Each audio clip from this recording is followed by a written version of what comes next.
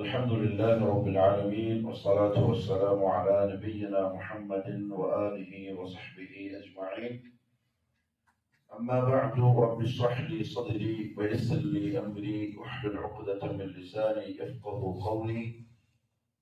سبحانك لا علم لنا إلا ما علمتنا إنك أنت العليم الحكيم. اللهم ألهمني مراشد أموري وأعذني من شرور نفسي ومن سيئات أعمالي. الله سبحانه وتعالى رسول الله صلى الله عليه وسلم മിഅ്റാജിന്റെ യാത്രയിൽ കാണിച്ചു കൊടുത്ത ചില കാഴ്ചകൾ, അത് ഉമ്മത്തിന് വലിയ പാഠമുള്ള കാഴ്ചകളാണ്. അത് അത്ര ഗൗരവത്തിൽ അല്ലാഹു കാണുന്നു എന്നുള്ളത് കൊണ്ടാണ് ഒരുപാട് കാഴ്ചകൾക്കിടയിൽ ഇങ്ങനെ ചിലത് കാണിച്ചു കൊടുത്തത്. അത് നബി സല്ലല്ലാഹു അലൈഹി വസല്ലം അങ്ങനെ തന്നെ തിരിച്ചു വന്ന് സഹാബത്തിന് പറഞ്ഞു കൊടുക്കുകയും ചെയ്തു. കാരണം ആ കണ്ട കാഴ്ച ആരിലാണോ ഉള്ളത് അതിൽ നമ്മൾ പെടാതിരിക്കാൻ, സൂക്ഷ്മത പാലിക്കാൻ, ശ്രദ്ധിച്ച് ജീവിക്കാൻ, ചിലത് നമ്മൾ ഉണ്ടാക്കിയെടുക്കാൻ. അങ്ങനെ പോകുന്ന കൂട്ടത്തിൽ ജാബിർ റളിയല്ലാഹു തആല അൻഹു ഉദ്ധരിക്കുന്ന ഹദീസാണ്. റസൂലുള്ളാഹി സ്വല്ലല്ലാഹു അലൈഹി വസല്ലം പറഞ്ഞു, മറർതു ലൈലത ഉസ്രിയ ബി ബിൽ മലഇൽ അഅല. മലഉൽ അഅലയുടെ അടുത്തുകൂടി ഞാൻ നടന്നുപോയി. മലഉൽ അഅല എന്ന വാക്കിന്റെ അർത്ഥം ഉന്നത സ്ഥാനം എന്നാണ്. അതായത് അല്ലാഹുവിന്റെ മുഖറബുകളായ മലായികത്തുകളുടെ കൂട്ടങ്ങളുള്ള സ്ഥലം. അവരാണ് അല്ലാഹുവുമായി ഏറ്റവും അടുത്ത് നിൽക്കുന്ന ആളുകൾ. അതിന്റെ തലപ്പത്തുള്ള ആളാണ് ജിബ്രീൽ അലൈഹിസ്സലാം. അദ്ദേഹമാണ് മുഖറബുൽ അംലാക്. മലക്കുകളുടെ കൂട്ടത്തിൽ ഏറ്റവും അല്ലാഹുവുമായി അടുപ്പമുള്ളതും ഏറ്റവും വലിയ സൃഷ്ടിയും. അർശ് കഴിഞ്ഞാൽ പിന്നെ ജിബ്രീൽ അലൈഹിസ്സലാത്തു വസ്സലാമിന്റെ സൃഷ്ടിപ്പാണ് ഏറ്റവും വലുത്. നബി സല്ലല്ലാഹു അലൈഹി വസല്ലം അത് ഒന്ന് രണ്ട് പ്രാവശ്യം ജിബ്രീലിന്റെ അതേ രൂപത്തിൽ, ആ കോലത്തിൽ കണ്ട് ഭയപ്പെട്ടിട്ടുണ്ട്. അതിലൊന്ന് ഈ യാത്രയിലാണ്, മിഅ്റാജിന്റെ യാത്രയിൽ. വഹുവ ബിൽ ഉഫുഖിൽ അഅലാ സുമ്മ ദനാ ഫതദല്ല. അല്ലാഹു പറഞ്ഞ സിദ്റത്തുൽ മുൻതഹാന്റെ അടുത്ത് വെച്ച്, ഈ മലഉൽ അഅലയിൽ വെച്ച് ജിബ്രീലിനെ കണ്ടു യഥാർത്ഥ കോലത്തിൽ. മറ്റൊന്ന് ഹിറാ ഗുഹയിൽ നിന്ന് വഹ്യ് കിട്ടി. അങ്ങനെ തിരിച്ചു കുറച്ച് നാളുകൾ വഹ്യ് നിലച്ചു. ചില അഭിപ്രായത്തിൽ 2 മാസത്തോളം, അല്ലെങ്കിൽ 15 ദിവസത്തോളം. പിന്നീട് ഒരു ദിവസം നബി സല്ലല്ലാഹു അലൈഹി വസല്ലം ഇങ്ങനെ നടക്കുമ്പോൾ മുകളിൽ നിന്ന് ജറസിന്റെ ശബ്ദം കേട്ടു, മണിയടിക്കുന്ന ശബ്ദം. വഹ്യ് വരുന്ന രൂപങ്ങളിൽ ചിലതിൽ ആ ശബ്ദമുണ്ട്, ചങ്ങലയുടെ ശബ്ദം. അപ്പൊ മുകളിലേക്ക് നോക്കി നബി സല്ലല്ലാഹു അലൈഹി വസല്ലം തങ്ങൾ ആകെ ഭയപ്പെട്ടു. കണ്ട കാഴ്ച 2 ഉഫുക്കുകളും. ഉഫുക്ക് എന്ന് പറഞ്ഞാൽ ഈ ചക്രവാളം, മലയാളത്തിൽ ഇങ്ങനെ പറയും. നമ്മൾ കടപ്പുറത്തോ അല്ലെങ്കിൽ വലിയ മലന്റെ മുകളിലോ പോയിട്ട് നോക്കുമ്പോ ആകാശം മുട്ടി നിൽക്കുന്ന പോലെ കാണുന്ന ആ സ്ഥലം, അത് മുഴുവനും മറച്ചുകൊണ്ടുള്ള ജിബ്രീലിന്റെ കോലം നബി സല്ലല്ലാഹു അലൈഹി വസല്ലം തങ്ങൾ കണ്ടു. അപ്പോഴാണ് പേടിച്ച് സെമ്മിലൂടി എന്നത് ഹിറാ ഗുഹയിൽ നിന്ന് ഇറങ്ങി വരുമ്പോ പറഞ്ഞ പോലെ പറഞ്ഞ് ഖദീജ റളിയല്ലാഹു അൻഹ പുതപ്പിച്ച് കിടത്തിയത്. അക്കിടപ്പിൽ നിന്ന് എഴുന്നേക്കാൻ വേണ്ടിയാണ് രണ്ടാമത്തെ വിളി വിളിച്ചത്, യാ അയ്യുഹൽ മുദ്ദസ്സിർ ഖും ഫഅൻദിർ. മറ്റൊന്ന് മലഉൽ അഅലയില്ല.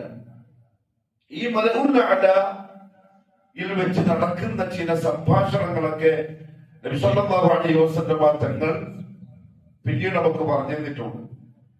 അതായത് അല്ലാഹു റബ്ബുൽ ഇസ്സത്ത് നബി സല്ലല്ലാഹു അലൈഹി വസല്ലമയോട് ചോദിക്കുകയാണ്, മലഉൽ അഅലയിൽ നടക്കുന്ന തർക്കം എന്താണെന്ന് നിങ്ങൾക്ക് അറിയുമോ? അറിയില്ല, അല്ലാഹു അഅലം. തങ്ങൾ പറയാണ്, അല്ലാഹു അവന്റെ കൈ എന്റെ നെഞ്ചത്ത് വെച്ചു. ആ കൈയിന്റെ തണുപ്പ് എനിക്ക് അനുഭവിക്കാൻ സാധിച്ചു. നമ്മൾ അങ്ങനെ വിശ്വസിക്കുന്നു. വെച്ചു, അതാണ് സുന്ന വൽ ജമാഅ. അല്ലാഹുവിന്റെ അസ്മാകളുടെയും സിഫാത്തുകളുടെയും കാര്യത്തിൽ അഹ്ലുസുന്ന വൽ ജമാഅയിൽ നിന്ന് 2 വിഭാഗം 2 വാദപ്രകാരം വേർപെട്ടിട്ടുണ്ട്. മുഅ്തസിലിയാക്കളും അതേപോലെ മുർജിഅ പോലുള്ള ജഹ്മിയ്യ പോലുള്ള ചില വിഭാഗങ്ങളും. ഒരു വിഭാഗത്തിന്റെ ന്യായം അള്ളാഹുവിന് അങ്ങനത്തെ ഇസ്മുകളുമില്ല സിഫത്തുകളുമില്ല, അങ്ങനെ ഒന്നും പറയാൻ പറ്റൂല.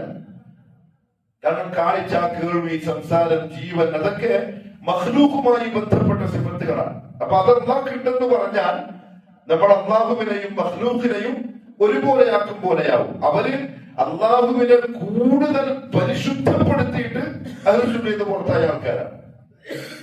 മറുവിഭാഗം പറഞ്ഞു അള്ളാഹുവിന് ചില സിഫത്തുകൾ ബാധകമായതാണ്. കേൾവി, കാഴ്ച, സംസാരം ഇതൊക്കെ അള്ളാഹുവിന് അംഗീകരിച്ചു കൊടുക്കാവുന്നതാണ്. പക്ഷേ അത് അങ്ങനെ തന്നെ നമുക്ക് പറയാൻ പറ്റൂല. മറിച്ച് അതിന് നമ്മൾ മഖ്ലൂക്കിൽ നിന്ന് വേർപ്പെടുത്തി വ്യാഖ്യാനിച്ചുകൊണ്ട് വേണം പറയാൻ. ഒരു വിഭാഗം പൂർണ്ണമായും നിഷേധിച്ചു, മറുവിഭാഗം അതിനെ വ്യാഖ്യാനിച്ചു.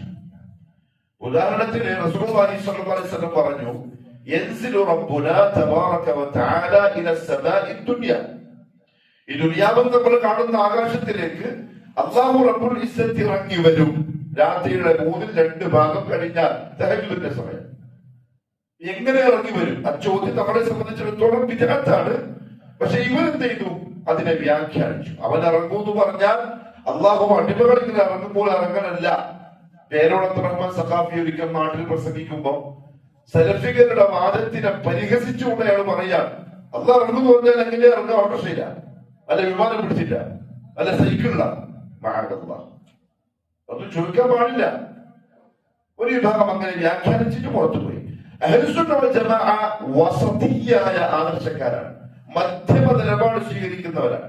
അവരെന്ത് പറഞ്ഞു? നമ്മൾ ഒന്നിനെയും തള്ളുന്നില്ല, വ്യാഖ്യാനിക്കുന്നില്ല, നിഷേധിക്കുന്നില്ല. മറിച്ച് നമ്മൾ എന്ത് ചെയ്യുന്നു? അള്ളാഹുവും അവന്റെ റസൂലും ഇസ്മ സിഫത്തിനെ പറ്റി എന്താണോ പറഞ്ഞിരുന്നത് അത് അങ്ങനെ തന്നെ വിശ്വസിക്കുന്നു, വ്യാഖ്യാനിക്കൂല, അതിനെ വിശദീകരിക്കൂല.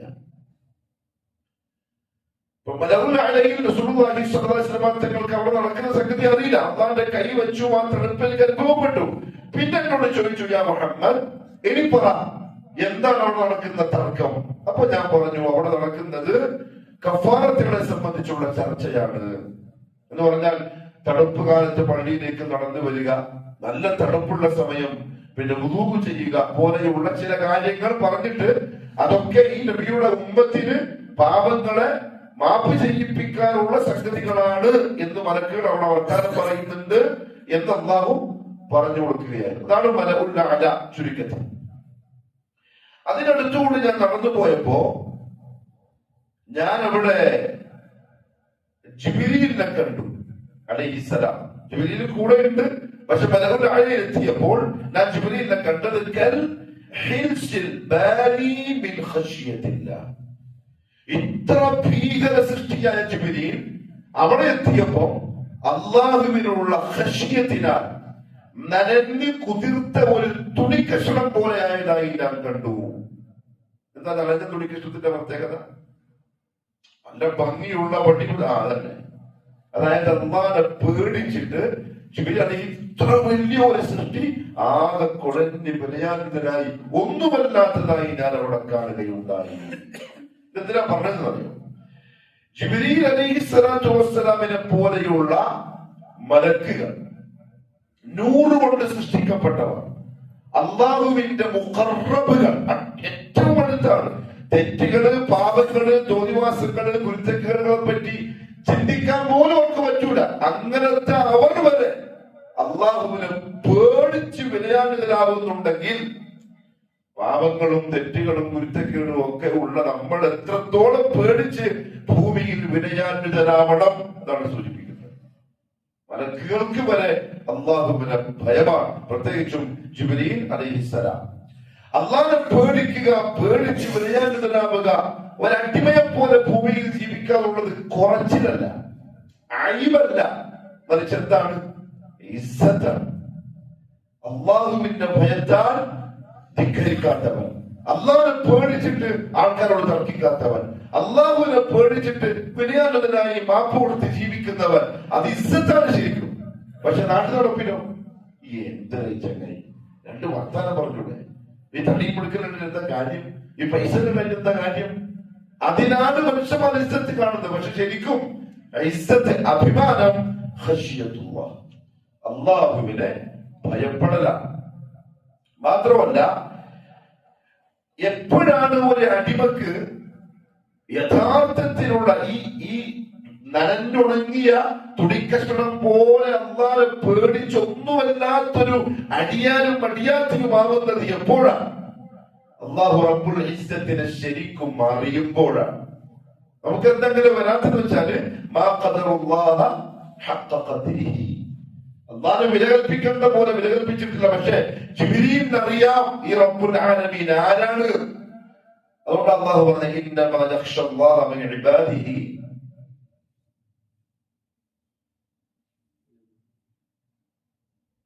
അൽ ഉലമാ. അല്ലാഹുവിന്റെ അടിമകളുടെ കൂട്ടത്തിൽ അല്ലാഹുവിനെ ഏറ്റവും അധികം ഭയപ്പെടുന്നത് ആരാണ്?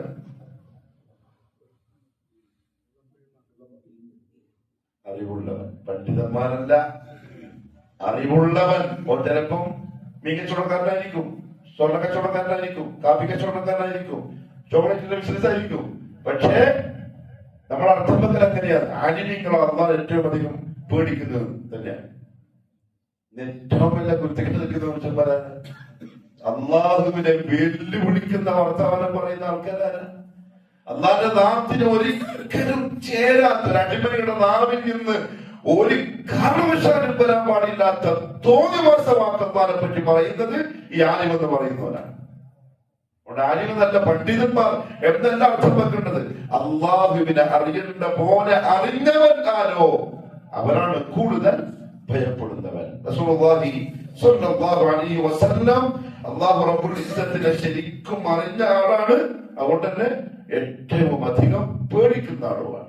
അപ്രവാചകന്റെ ദർസിൽ നിന്നും സഹാബാക്കൾക്ക് അല്ലാഹു റബ്ബുൽ ഇസ്സത്തിനെ മനസ്സിലായിട്ടുണ്ട്. അതുകൊണ്ട് തന്നെ അവരും അല്ലാഹുവിനെ ഏറ്റവും അധികം പേടിക്കുന്നവരായി. കാലം ഇങ്ങനെ കഴിഞ്ഞു വന്നു, നമ്മുടെ കാലമായി. അല്ലാഹുവിനെ പറ്റി ചർച്ചയില്ല, അല്ലാഹുവിനെ കുറിച്ച് വർത്താനമില്ല, അല്ലാഹുവിനെ അറിയാൻ ശ്രമിക്കലില്ല. അവന്റെ കൈകളിലുള്ള വസ്തുക്കൾ ഉപയോഗിച്ച് നമ്മൾ തന്നെ എന്തോ എന്ന ചിന്തയിൽ ജീവിക്കാൻ തുടങ്ങി.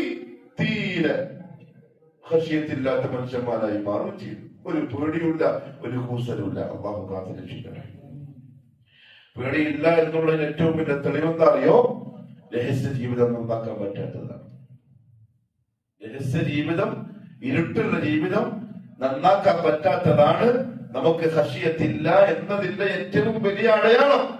അല്ലാഹു ഖുർആനിൽ തന്നെ ചോദിച്ചു, യസ്തഹ്യൂന മിനൻ നാസി യസ്തഖ്ഫൂന മിനൻ നാസി, ജനങ്ങൾ കാണാണ്ട് അവർ ഒളിപ്പിച്ചു വെക്കുന്നു. എന്നാൽ അവരെ ഇരുട്ടത്തും വെളിച്ചത്തും എല്ലാം കാണുന്ന അള്ളാന്റെ മുമ്പിൽ എന്താ അവർ ഒളിപ്പിക്കാത്തത്? അള്ളാന്റെ മുമ്പിൽ എന്താ അവർ കാണിക്കാത്തത്? എന്താ കാണിക്കാത്ത? നമ്മൾ അറിയില്ല. ആ ബോധവാന്മാരല്ല സഹാബാക്കളുടെ നേരെ തിരിച്ചാൽ ചിലപ്പോ പരസ്യ ജീവിതത്തെക്കാൾ അധികം അവർ സൂക്ഷ്മത കാണിച്ചത് ഒറ്റക്കുള്ളപ്പോഴും ഇരുട്ടത്തുമാണ്. അതാണ് ശരിക്കുള്ള തഖ്വ. വറ, സൂക്ഷ്മത പാലിക്കുന്ന അടിമ എന്ന് പറഞ്ഞാൽ പകൽ വെളിച്ചത്തിനേക്കാൾ അധികം പേടിയും ഭയവും സൂക്ഷ്മതയും രാത്രിയുടെ ഇരുട്ടത്ത് അടിമക്കുണ്ടാവും. മലായിക്കത്ത് ആ കൂട്ടക്കാരാണ്. അത്ര പേടിക്കുന്നതുകൊണ്ട് തന്നെ അവരുടെ ഭാഗത്ത് നിന്നും അനുസരണക്കേട് എന്ന് പറയുന്ന ഒരു സംഗതി ഉണ്ടാവില്ല, ഉണ്ടായിട്ടില്ല.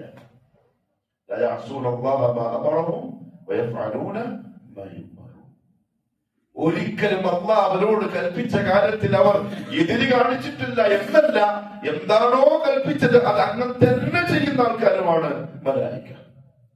ബനു ആദം, നമ്മുടെ മനുഷ്യന്മാര്, ആദം സന്തതികൾ ഈമാനിലും അമലിലും ഉയർന്ന മലായിക്കത്തിനേക്കാൾ ദറജ അവർക്ക് കിട്ടും എന്ന് പറയാനുള്ള കാരണം എന്തായിരിക്കും?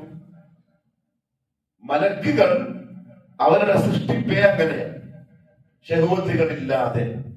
എന്നാൽ ബനൂ ആദമിന്റെ സൃഷ്ടിപ്പ് ശഹ്വത്തോടു കൂടിയാണ്. ഈ ശഹ്വത്താണ് മനുഷ്യനെ ഏറ്റവും അധികം പിഴപ്പിക്കുന്ന പിശാചിന്റെ ആയുധം. ശഹ്വത്ത് മീൻസ് ആഗ്രഹം, ഇച്ഛകൾ, വികാരങ്ങൾ. മലായിക്കത്തിനില്ല. അവിടെ ഒരു കൽപ്പന കിട്ടിക്കഴിഞ്ഞാൽ മലക്കുകൾ അങ്ങനെ ആക്കണോ, ഇങ്ങനെ ആക്കണോ, അങ്ങനെ ആനന്ദ, ഇങ്ങനെ ആനന്ദ, ആ ചിന്ത അവർക്കില്ല. അവരങ്ങനെ ചിന്തിക്കുന്നവരാണ്, എതിര് കാണിക്കുന്നവരാണെന്ന് വിശ്വസിച്ചാലോ കാഫിറോ? കാരണം ഈമാൻ, അർക്കാനുൽ ഈമാൻ എത്ര? ഒരു സംശയം കാരണം അൽ ഈമാനു ബില്ലാഹി വമലായികതിഹി. രണ്ടാമത്തേത് മലക്കുകളുടെ വിശ്വാസമാണ്. ആ വിശ്വാസത്തിൽപ്പെട്ടതാണ് അവർ ലാ യഅസൂന അല്ലാഹ മാ അമറഹും വയഫഅലൂന മാ യുമറൂൻ. അങ്ങനെയാണെങ്കിൽ ഞാൻ ഒന്ന് പറയട്ടെ, സമസ്തക്കാരിൽ ഈമാനുള്ളവരല്ല. ഇതവർക്ക് കേൾപ്പിക്കുന്നുണ്ടോ? അവര് കേൾക്കണം, അയച്ചു കൊടുക്കണം. കേൾക്കുന്നത് കേൾക്കാത്ത നോക്കണ്ട, അയച്ചു കൊടുത്തേക്കണം. അല്ലെങ്കിൽ ഒരാൾ കേട്ടിട്ട് ചിന്തിച്ചാലോ? ഇന്ന് നമ്മുടെ നാട്ടിൽ സമസ്ത എന്ന് പറയുന്ന സുന്നി എന്ന് പറയരുത്, അപരാധമാണ്, അബദ്ധമാണ്, തെറ്റാണ്, വിരോധാഭാസമാണ്. സുന്നി പഠിക്കാനേ പാടില്ല. സമസ്തക്കാർ ആവട്ടെ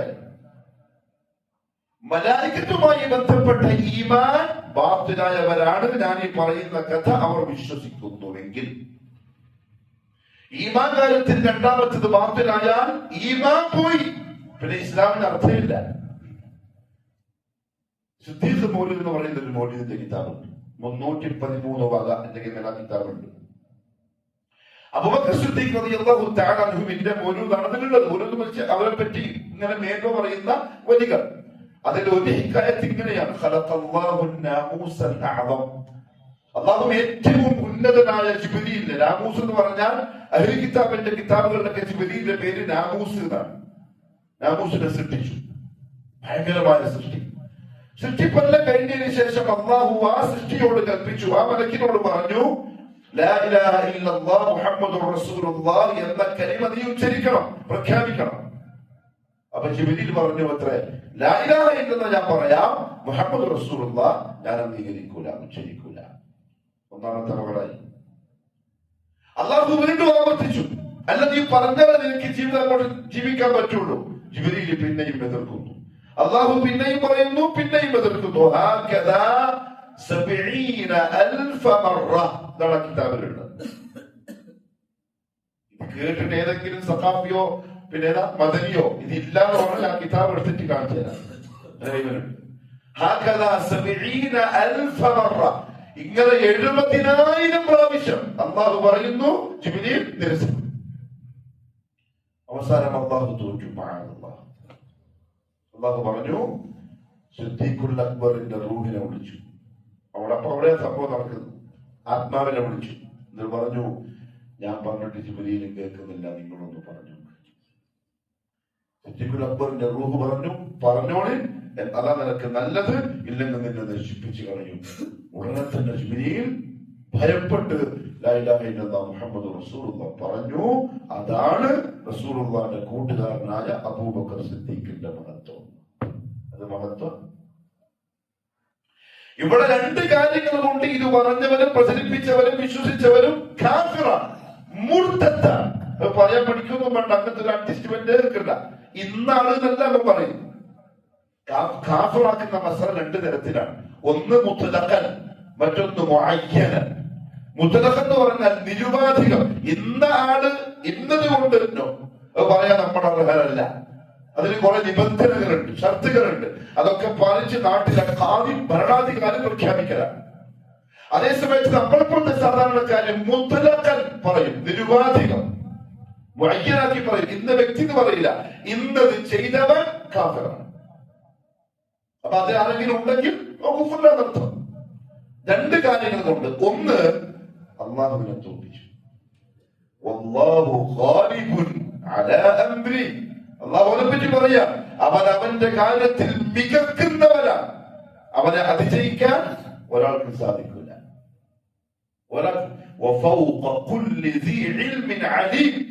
ഏതറിവുള്ളവന്റെ മേലും ഒരറിവുള്ളവനായ അല്ലാഹു ഉണ്ട്. അവനെ തോൽപ്പിക്കാൻ പറ്റില്ല. ഈ കഥ പ്രകാരം അവന് തോറ്റു. അല്ലാഹുവിനെ തോൽപ്പിച്ചു. കാരണം അല്ലാഹുവിന്റെ രാത്രി നിരക്കാത്ത വർത്തമാനം അല്ലാഹുവിനെ പറ്റി പറഞ്ഞു. രണ്ടാമത്തെ പ്രശ്നം, സൂറത്തു തഹ്രീം അല്ലാഹു വളരെ വ്യക്തമായി പറഞ്ഞു, യാ അയ്യുഹല്ലദീന ആമനൂ ഖൂ അൻഫുസകും വഅഹ്ലീകും നാറാ വഖൂദുഹാ അന്നാസ് വൽഹിജാറ അലൈഹാ മലായികത്തുൻ ഗിലാദുൻ ശിദാദുൻ ലാ യഅസൂന അല്ലാഹ മാ അമറഹും വയഫ്അലൂന മാ യുമറൂൻ. വിശ്വാസികളെ, നിങ്ങൾ നിങ്ങളെയും നിങ്ങളുടെ കുടുംബത്തെയും നരകത്തിൽ നിന്ന് കാത്തോളി. ആ നരകത്തിൽ ഞാൻ ചില മലക്കുകളെ ഏൽപ്പിച്ചിട്ടുണ്ട്. ആ മലക്കുകൾ കെട്ടി സ്വഭാവക്കാരാണ്. അവർക്ക് സഹാനുഭൂതിയില്ല, സഹതാപമില്ല. അവർക്കൊരു മാന്യതയുമില്ല, ശിക്ഷിക്കാൻ വേണ്ടി മലക്കുകളാണ് അവർ. അവർ അള്ളാഹുവിനെതിരെ കാണിക്കൂല. അവരോട് എന്ത് കൽപ്പിച്ചുവോ അത് അവർ ചെയ്യുന്നതാണ്. ഇവർ പറഞ്ഞെന്താ? 70,000 പ്രാവശ്യം ജിബ്രീൽ ചെയ്തില്ല. ഖുർആൻ നിഷേധിച്ചു. ഖുർആൻ നിഷേധിക്കൽ കുഫറാണ്. അത് വിശ്വസിച്ചവർ ചെയ്തവൻ ഇസ്ലാമിൽ നിന്ന് പുറത്താണ്. ഇത് സത്യമല്ലേ?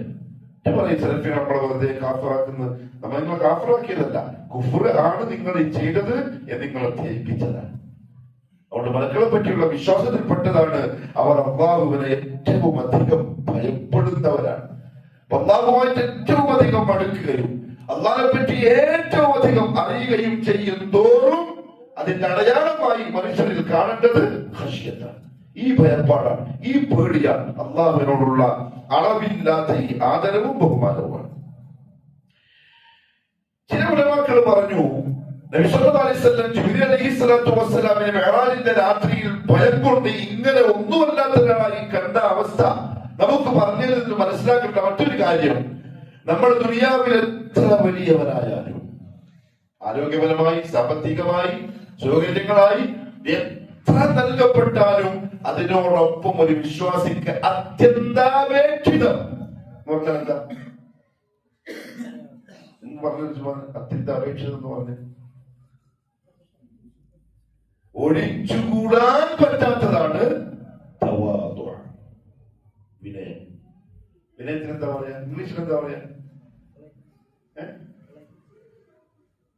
ഞാൻ പറഞ്ഞിട്ട് വേറെ വാക്കായി പോകേണ്ടത് വിനയാന്വിതൻ.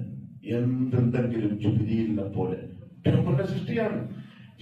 റസൂലുള്ളാഹി സ്വല്ലല്ലാഹു അലൈഹി വസല്ലം പറഞ്ഞു, ഏകദേശം 600 അല്ലെങ്കിൽ 700 ചിറകുകളുണ്ട് ജിബ്രീൽ. അതിൽ ഒരു ചിറക് വിടർത്തിയാൽ ഈ മഹാപ്രപഞ്ചം മുഴുവൻ, ഈ ദുനിയാവ് അതിന്റെ താഴെ വരും. അങ്ങനത്തെ 700 ചിറകുണ്ടെങ്കിൽ എന്തൊരു സൃഷ്ടിപ്പായിരിക്കും.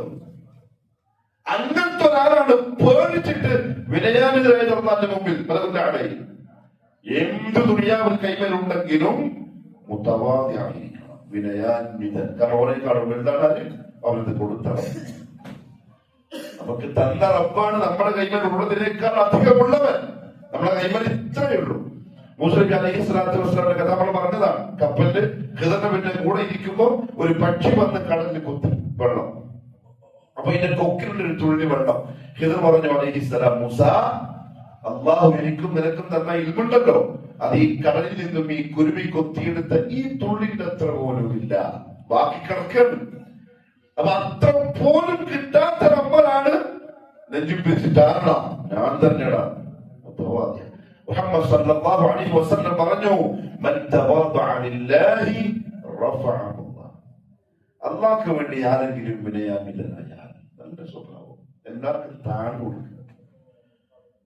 അതേസമയത്ത് കിബറന്മാരുടെ മുമ്പിലും താഴ്ന്നെടുക്കാൻ പാടില്ല. ഇതിന്റെ നിയമത കിബറുകളിൽ അഹങ്കാരിയാണ് എന്ന് നമുക്ക് അറിയാവുന്ന വ്യക്തികളുണ്ടല്ലോ, ഓന്റെ മുമ്പിൽ ഡബിൾ കിബർ അങ്ങോട്ട് കാണിക്കണം. നമുക്ക് കിബറില്ല, പക്ഷെ അവന്റെ മുമ്പിൽ അത് കാണിച്ച് അവനെ താഴ്ത്തണം. അത് ദീനാണ്. ഇസ്ലാമിന്റെ പ്രതികരണം അങ്ങനെയാണ്. കിബറിന്റെ മുമ്പില് ഓർക്ക് വർത്താനം പറയുന്നവന്റെ മുമ്പില് ഇങ്ങനെയുണ്ടല്ലോ. ഭീരുത്വമല്ല തവാദു എന്ന് പറഞ്ഞാൽ രണ്ടും രണ്ടാണ്. ജുബ്ന ഭീരുത്വം എന്ന് പറഞ്ഞാൽ എന്താ? ഇപ്പൊ ഒരു പാമ്പിനെ വന്ന് എന്ത് ചെയ്യും? പാമ്പുണ്ട എന്ത് ചെയ്യും? പാമ്പ് വന്നാൽ ഓടരുത്. നബി സല്ലല്ലാഹു അലൈഹി വസല്ലം പറഞ്ഞു, ഓടരുത്, ഇതിനെ കൊല്ലണം. ആ കൊല്ലാൻ മുഅ്മിൻ അതിനെ കൊല്ലും. അത് മുഅ്മിനിന്റെ ധൈര്യത്തിൽപ്പെട്ടതാണ്. മുഅ്മിൻ ഭീരുവാൻ പാടില്ല. പാമ്പ് കൊല്ലപ്പെടേണ്ടതാണ്. അപ്പൊ പാമ്പിനെ കൊല്ലുന്ന വിഷയത്തിൽ വരെ ഭീരുത്വം പാടില്ലെങ്കിൽ കാഫറിന്റെ മുമ്പിലും യഹൂദിന്റെ മുമ്പിലും ഒരിക്കലും ഭീരുവാകരുത്. ഭീരുത്വം വേറെ, തവാദു വേറെ, വിനയാന്വിതൻ. ഉദാഹരണം പറയാം, കേട്ടോളി. ബഹുമാനപ്പെട്ട ഉമർ ഇബ്നു അബ്ദുൽ അസീസ് റളിയല്ലാഹു അൻഹു, അറിയാലോ, ഉമർ ഇബ്നു അബ്ദുൽ അസീസ്. ഒരു ദിവസം അദ്ദേഹം ഒരു രാത്രിയില് അദ്ദേഹത്തിന്റെ വീട്ടില് കുറച്ച് ആൾക്കാരുടെ കൂടെ ഇരിക്കുക. ആൾക്കാർ ഭൃത്യന്മാരാണ്, രാജാവാണ്. അപ്പൊ രാജാവിന്റെ കൊട്ടാരത്തിലുള്ള ജോലിക്കാരാണ്. എറന്നു വർത്താനം പറഞ്ഞതിനിടയില് കത്തിച്ചു വെച്ച വിളക്ക് കെട്ടുപോയി. അന്നേരം നമ്മളെ പ്രസിഡന്റ് എന്താക്കല്, നമ്മൾ മീറ്റിംഗ് കൂടുതലാണ്. പ്രസിഡന്റ് സെക്രട്ടറി ആണല്ലോ മെയിൻ കസേര ഉണ്ടാവില്ല. പിന്നെ അതിനെ കൂടാനുണ്ടാവും ഖജാൻജിയും വൈസ് പ്രസിഡന്റും, അങ്ങനെ 4 കസേര ഉണ്ടാവും, ബാക്കിയില്ല. അപ്പൊ ഒന്ന് ഫാന്റെ സ്വിച്ച് അവിടെയാണ്. പ്രസിഡന്റിന് ഒരു ഫാൻ വേണം. ഇപ്പൊ എന്താ പറയുക, പ്രസിഡന്റ് നമ്മളെ പ്രസിഡന്റിനെ നിങ്ങൾ മനസ്സിൽ കൊണ്ടുവരണ്ട, മൊത്തത്തിൽ പറഞ്ഞതേ ഉള്ളൂ. എന്താ പറയാ, ആ ഫാൻ ഒക്കെ പോയി. അപ്പൊ ആരുള്ളൂ, കാരണം പ്രസിഡന്റ് അല്ലേ. ഞാൻ തമാശ പറഞ്ഞോ, പ്രസിഡന്റിനെ കളിയാക്കിയതല്ലേ, മനസ്സിലാക്കാൻ വേണ്ടി പറഞ്ഞതാണ്. നമ്മളെ പ്രസിഡന്റ് ആരാ? ഞാൻ അറിയില്ല, ഞാൻ ഒപ്പര സെക്രട്ടറി വിചാരിച്ചിരിക്കുന്നു. ജോയിന്റ് കുറെ ഉണ്ടായിരുന്നു. സെക്രട്ടറി കഴിഞ്ഞാൽ പിന്നെ ആളല്ല ജോയിന്റ് സെക്രട്ടറി, പിന്നെ എന്തോ ആയിക്കോട്ടെ. അൽഹംദുലില്ലാഹ്, അള്ളാഹു തരുന്ന സ്ഥാനം. പക്ഷെ ആ സ്ഥാനം ഉണ്ടല്ലോ, മുള്ളിന്റെ കസേരയാണ്. അത് മുള്ളിന്റെ കസേരയാണ്. നീതി പാലിക്കാൻ അള്ളാഹു തൗഫീഖ് നസീബാക്കട്ടെ. ഇദ്ദേഹം എന്താ ചെയ്യുന്നത്, അമീറുൽ മുഅ്മിനീൻ പിന്നെ അങ്ങോട്ട് എഴുന്നേറ്റ് ചെന്ന് അദ്ദേഹം ആ വിളക്ക് ശരിയാക്കിയിട്ട് കത്തിച്ചിട്ട് തിരിച്ചു വന്നിട്ടിരുന്നു. അന്നേരം ഒരാൾ പറഞ്ഞു, യാ അമീറുൽ മുഅ്മിനീൻ, രാജാവാണ്, അല്ലയോ അമീറുൽ മുഅ്മിനീൻ, അലാ നക്ഫീക, നമ്മളോടൊന്ന് കൽപ്പിച്ചാ പോലെ, അങ്ങയുടെ വൃത്തിമാരല്ലേ നമ്മള്, നിങ്ങൾ രാജാവല്ലേ, ഒന്നാ വിളക്ക് ശരിയാക്കി നമ്മളടുത്ത് പറഞ്ഞാ പോലെ. അപ്പൊ അദ്ദേഹം പറഞ്ഞു, ഞാനിപ്പോ അങ്ങോട്ട് എഴുന്നേറ്റ് പോയി ആ വിളക്ക് കത്തിച്ചു എന്നതിനെ കൊണ്ട് എനിക്കെന്താ പ്രയാസം ഉണ്ടായത്? ഞാൻ അബ്ദുൽ നസീസ്, അങ്ങോട്ട് എഴുന്നേറ്റ് പോയപ്പോഴും ഞാൻ ആരെന്നെ ഉമർ ബിൻ അബ്ദുൽ നസീസ് ആണ്. അബ്ദുൽ നസീസ്, ഇങ്ങോട്ട് വന്നപ്പോഴും ഞാൻ ആരെന്നെ, അതേ രാജാവന്നെ. ഒരു പ്രശ്നം ആർക്കും ഉണ്ടായിട്ടില്ല. പിന്നെ എനിക്ക് പോയാൽ എന്താ? അതാണ് തവാദു. അതായത് അദ്ദേഹത്തിനോട് അള്ളാഹു നൽകിയ ആ പദവിയെ ദുരുപയോഗം ചെയ്യാതെ ഇരിക്കുന്ന ഒരു മാനസികാവസ്ഥ. ഒരു ദിവസം അദ്ദേഹത്തെ ബഹുമാനപ്പെട്ട ഉമർ ഇബ്നു അബ്ദുൽ നസീസിനെ ഒരാൾ വിളിച്ചു, യാ അമീറുൽ മുഅ്മിനീൻ, യാ ഖലീഫത്തുല്ലാഹി ഫിൽ അർദ്, എന്താർത്ഥം? ഭൂമിയിലുള്ള അല്ലാഹുവിന്റെ ഖലീഫയായവരെ എന്ന് കുറച്ചൊരു ബഹുമാനത്തിന് ആദരവ് വിളിച്ചു. അദ്ദേഹം പറഞ്ഞു, നിർത്തി, നീ എങ്ങനെ പറയല്ല. എന്റെ ഉമ്മന്റെ പ്രസവിച്ചപ്പോ എന്റെ കുടുംബത്തിലേക്ക് ഒരു പേര് വെച്ചിട്ടുണ്ട്, ഉമർ. അവർ വെച്ച പേരാണ് ഉമർ. അങ്ങനെ കുറച്ചു കഴിഞ്ഞു, ഉമർ, അതുകൊണ്ട് നീ എന്നെ ഉമറെ എന്ന് വിളിച്ചെങ്കിൽ അജബ്തു, അത് മതിയായിരുന്നു, ഞാൻ നിനക്ക് ഉത്തരം തരുമായിരുന്നു. കുറച്ചു കഴിഞ്ഞു, ഞാൻ വലുതായപ്പോ ഞാൻ എനിക്ക് വേണ്ടി ഒരു കുഞ്ഞിട്ട് വെച്ചു. കുഞ്ഞിട്ട് എന്ന് പറഞ്ഞാൽ വിളിപ്പേര്.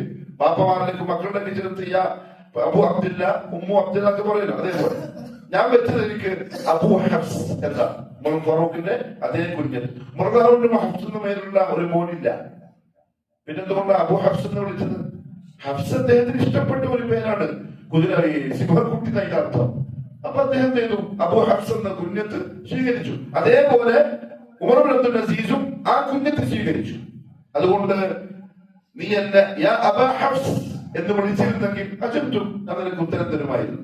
ഫലമ്മാ വല്ലൈതുമൂനി ഉമൂറക്കും, നിങ്ങൾ എന്നെ നിങ്ങളുടെ ഉത്തരവാദിത്വം ഏൽപ്പിച്ചപ്പോൾ, എന്നെ അമീറാക്കിയപ്പോൾ, രാജാവാക്കിയപ്പോൾ, സമ്മൈതുമൂനി അമീറുൽ മുഅ്മിനീൻ, എനിക്ക് എന്ത് നിങ്ങൾ പേര് വെച്ചു? അമീറുൽ മുഅ്മിനീൻ.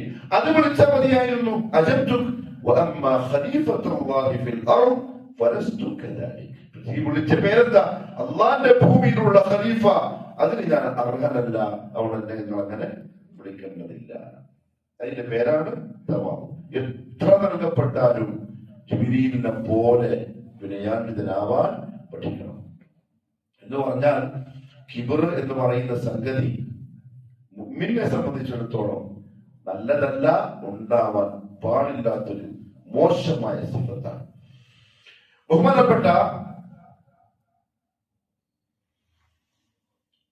ഇമാം അഹ്മദ് ഇബ്നു ഹംബൽ അശ്ശൈബാനി റഹ്മഹുല്ലാഹ്, അദ്ദേഹത്തിന്റെ താരീഖ് വായിച്ചിട്ടുണ്ടോ? വായിക്കണം. ഇമാമുസ് സുന്ന എന്നറിയപ്പെട്ട സലഫികളുടെ ഇമാമായി അറിയപ്പെട്ട പണ്ഡിതനാണ് അഹ്മദ് ബിൻ ഹംബൽ റഹിമഹുല്ലാഹു തആല. മനോഹരമായ ചരിത്രമാണ്. അദ്ദേഹം വളർന്നതും പണ്ഡിതനായതും പിന്നെ ഏകദേശം ഒരു 3-4 അബ്ബാസി ഭരണാധികാരികളുടെ കൊട്ടാരത്തിൽ അദ്ദേഹത്തിന് ഏൽക്കേണ്ടി വന്ന യാതനകളും. നമ്മുടെ ഒരു പ്രശ്നം എന്താ അറിയോ, നമ്മൾ ഈ പിന്നെ നബി സല്ലല്ലാഹു അലൈഹി വസല്ലം തങ്ങളുടെ താരീഖ് സഹാബത്തിന്റെ തന്നെ ഖുലഫാഉർ റാഷിദീങ്ങൾ കഴിഞ്ഞാൽ പിന്നെ നമുക്ക് അറിയില്ല. അത് കഴിഞ്ഞ് താബിഈങ്ങളിൽ അബ്ബാസി ഭരണകൂടം പിന്നെ അമവികൾ ഇവരുടെ കാലത്തൊക്കെ ഉണ്ടായ മുസ്ലിമീങ്ങളുടെ മുന്നേറ്റവും ആ കാലത്ത് ജീവിച്ച ധീരന്മാരായ പട്ടാളക്കാരും യോദ്ധാക്കളും ത്രസിപ്പിക്കുന്ന ചരിത്രങ്ങളുണ്ട്. അത് വായിക്കണം. ശരിക്കും നമുക്ക് വലിയ പാഠവും ഒരു ആവേശം കിട്ടും ദീനിനെ മുറുകെ പിടിക്കാൻ, ദീനിന് വേണ്ടി പരിശ്രമിക്കാൻ. അങ്ങനെ കുറെ കഴിഞ്ഞു പോയിട്ടുണ്ട്. ഇമാം അഹ്മദ് ബിൻ ഹംബൽ റഹിമഹുല്ലാഹു തആലയെ പറ്റി ശിഷ്യന്മാര് പറയുക, ലം അറൽ ഫഖീറ ഫീ മജ്ലിസിൻ അഅസ്സ മിൻഹു ഫീ മജ്ലിസി അഹ്മദ്. ഒരു ഫഖീറായ മിസ്കീനായ ഒരാള് ഏറ്റവും അധികം ആദരിക്കപ്പെടുന്ന ഒരു മജ്ലിസ് ഞാൻ കണ്ടിട്ടുണ്ടെങ്കിൽ അത് ഇമാം അഹ്മദിന്റെ മജ്ലിസാണ്. കാരണം അദ്ദേഹം എപ്പോഴും ഈ ഫക്കീർമാരിലേക്ക് ചാഞ്ഞ് മാത്രമേ വർത്താനം പറയാറുള്ളൂ. എന്നുവെച്ചാൽ എന്തില്ല, സാധാരണ ഒരു മക്കളുടെ രീതി എന്താ? ഇപ്പൊ കേരളത്തിന് യാത്ര നടത്തിയാണ് യാത്രികൻ കണ്ടിട്ടോ, അതിൽ വന്ന വണ്ടികളൊക്കെ കണ്ടിരിങ്ങൾ. ഞാൻ കോഴിക്കോട് പിന്നെ KSRTC ബസ് സ്റ്റാൻഡിന്റെ മുമ്പിലുണ്ട്. അയാൾ വരുമ്പോ എമ്മാതിരി വണ്ടികൾ, ആരൊക്കെ കൂടെ ഇരിക്കുന്നു, ഇതെല്ലാം കണ്ടതുപോലെ പറയുന്നത് ആ ബെൻസും വണ്ടിയും ആ ഇരുത്തും ബെൻസല്ല, ഇപ്പൊ ഇന്ത്യൻ മുകളിലുള്ള വണ്ടിയല്ലാണ്ട് മക്കൾ പണക്കാരിലേക്ക് ചായുന്നത് നല്ലത്. അബുൽ ഹസൻ അലി നദ്വി റഹിമഹുല്ലാഹ് കേട്ടിട്ടുണ്ടോ? ലഖ്നൗ നദവത്തുൽ ഉലമാന്റെ സ്ഥാപകനാണ്. അറബ് ലോകത്ത് ചരിത്രം സൃഷ്ടിച്ച ഇന്ത്യൻ പണ്ഡിതനാണ്. നമ്മുടെ നാട്ടിലുള്ള അറബി ഭാഷാ വിദ്യാർത്ഥികൾക്ക് പ്രാഥമികമായി അറബി പഠിക്കാനുള്ള കിതാബുകൾ ഇന്നും പഠിപ്പിക്കപ്പെടുന്നത് അദ്ദേഹത്തിൻ്റെതാണ്. അറബി നാടുകളിൽ വരെ അദ്ദേഹം അറബി രാജ്യങ്ങളിൽ നടത്തിയ പ്രഭാഷണങ്ങൾ നിങ്ങൾ ഇന്ന് യൂട്യൂബിൽ സെർച്ച് ചെയ്ത് നോക്കിയാൽ അലീമിയ അറബി സ്പീച്ച് നോക്കിയാൽ അത്ഭുതപ്പെടുത്തുന്ന പ്രസംഗം കേൾക്കാം. അദ്ദേഹത്തിന്റെ അറബിയിലുള്ള പാണ്ഡിത്യം അപാരമായിരുന്നു. അദ്ദേഹം കുതുബ് മിനാർ സംസാരിക്കുന്നു എന്ന് പറഞ്ഞിട്ടൊരു ഗ്രന്ഥം രചിച്ചു. കുതുബ് മിനാർ ഏറ്റവും ഉയരം കൂടിയ മിനാർ അന്നത്തത്, എന്നതിനേക്കാളും വലുത് വന്നു. അതിൽ പ്രധാനമായിട്ട് അദ്ദേഹം പറഞ്ഞെന്താ അറിയും, അക്ബർ രാജാവ് മുഗൾ രാജാവ് രാജ്യം ഭരിക്കുന്ന കാലം. അന്ന് അക്ബർ ആരാ? ശരിക്കും സുന്നിയല്ല, ആള് ഷീഴിയാണ്. കാരണം ഇറാനല്ലേ അവരുടെ മെയിൻ കേന്ദ്രം, മുഗളന്മാരുടെ. അതിലാകെ നമുക്ക് ഫോളോ ചെയ്യാവുന്ന ഒരു രാജാവ് ഉണ്ടെങ്കിൽ ആരാ? ഔറംഗസീബാണ്. അവര് സാഹിബന്മാർക്ക് ഔറംഗസീബ് ആരാണ്? കൊള്ളക്കാരനും ഉപ്പാനെ ജയിലടച്ച ദ്രോഹിയും കട്ടുപിടിച്ച ആളും. നേരെ ഉൾട്ട. അക്ബർ രാജാവിന്റെ കൊട്ടാരത്തെ പറ്റിയാണ് പറയാൻ. ഞാൻ കുതുബ് മിനാർ പറയാൻ, ഞാൻ രാവിലെ നോക്കുമ്പം രാജാവിന്റെ ദർബാറിൽ കാവൽ നിൽക്കുന്ന കാവൽക്കാരുടെ കുന്തമുനകൾ തനിയെ മാറ്റപ്പെടുകയും അതിനിടയിലൂടെ പണ്ഡിതന്മാർ രാജദർബാറിലേക്ക് നടന്നു പോകുന്നതും ചെയ്യുന്ന കാഴ്ച ഞാൻ കാണും. വൈകുന്നേരമാകുമ്പോ സ്വർണ്ണ വെള്ളി നാണയങ്ങളുടെ ചാക്കുകെട്ടുകളുമായി അതേ പണ്ഡിതന്മാര് തിരിച്ചു പോകുന്നതും ഞാൻ കാണാറുണ്ട്. അതൊരു ചരിത്ര സത്യമാണ്. അക്ബർ രാജാവ് ഉണ്ടാക്കിയ ദീനിന്റെ പേരെന്താ? ദീനഇലാഹി. ദീനഇലാഹി എന്ന ദീൻ ഉണ്ടാക്കാൻ മാത്രം മതപണ്ഡിതനല്ല അക്ബർ രാജാവ്. കാരണം 14-ാമത്തെ വയസ്സിലെ രാജാവായി. പിന്നെ പഠിക്കാൻ പറ്റില്ല. ഇത്രയും വലിയൊരു രാജ്യത്തിന്റെ ഭരണാധികാരിയാവുമ്പോ പിന്നെ അതിന്റെ ഫിക്കറാണ്. അയാളുടെ ഉപ്പന്റെ പേരെന്താ? ഹുമയൂൺ. ഹുമയൂണും ഒരു മതപണ്ഡിതനല്ല അക്ബറിനെ പഠിപ്പിക്കാൻ. പിന്നെ എങ്ങനെ അയാൾ ഒരു ദീൻ ഉണ്ടാക്കി? അയാളെ ദീൻ ഉണ്ടാക്കാൻ സഹായിച്ചത് ഇപ്പറഞ്ഞ പണ്ഡിതന്മാരാണ്. അതായത് ഭരണാധികാരികളുടെയും പ്രഭുക്കന്മാരുടെയും പാദസേവകർ എന്ന് മലയാളത്തിൽ പറയും. പണക്കാർ എന്ത് പറഞ്ഞാലും പക്ഷേ ഈ ഹദീസുണ്ടല്ലോ, ഹദീസല്ല,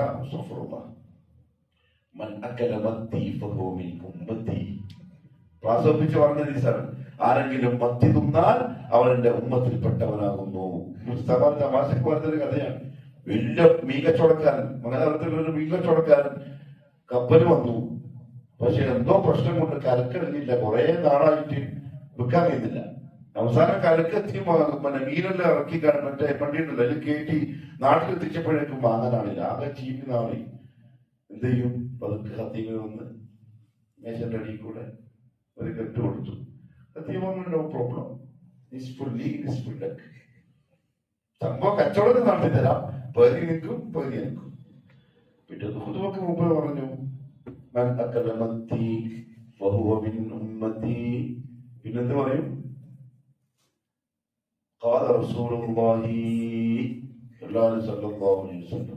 അർത്ഥം പറയും. പള്ളി ഇറങ്ങി പോകുമ്പോക്ക് വണ്ടി കാലി. കാരണം ഉമ്മത്തിന്റെ ആത്മീയത ഇത്ര ഈസി ആയിട്ട് കച്ചവടം ചെയ്യാൻ പറ്റിയ വേറൊരു മേഖലയില്ല. ദീനയിലാഹി എന്ന ദീനുണ്ടാക്കിയത് ഇങ്ങനത്തെ പണ്ഡിതന്മാരുടെ ഇതുകൊണ്ടാണ്. എത്രത്തോളം അറിയോ? അക്ബറിന്റെ കൊട്ടാരത്തിൽ ദർബാറില് അറബി ഭാഷയിലെ ചില അക്ഷരങ്ങൾ വെച്ചുകൊണ്ട് മാത്രം പരിശുദ്ധ ഖുർആനിന്റെ തഫ്സീർ എഴുതിയ ഉലമാക്കൾ ഉണ്ടായിരുന്നു. അഗാധ പണ്ഡിതന്മാർ. പക്ഷെ എന്തായിപ്പോയി? ഇൽമ് നാഫിഅല്ലാത്ത ഇൽമായി പോയി.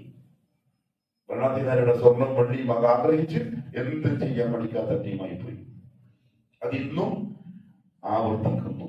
പക്ഷേ ഇമാം അഹ്മദ് ബിൻ ഹംബൽ റഹിമഹുല്ലാഹു തആല കാന മായിലൻ ഇലൈഹിം, ഏറ്റവും അധികം മജ്ലിസിൽ പരിഗണിക്കൽ ഫഖീറന്മാരെയും മിസ്കിന്മാരായ ആൾക്കാരെയും.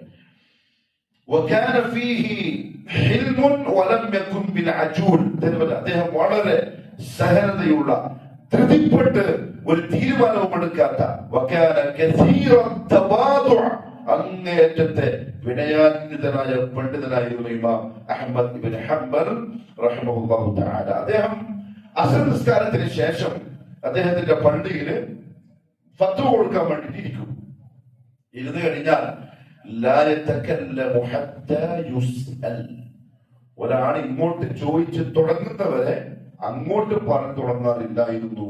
അങ്ങനെ വന്നിരിക്കും, ആരെങ്കിലും ചോദിച്ചാൽ പറഞ്ഞു കൊടുക്കും, എഴുന്നേറ്റ് പോകും.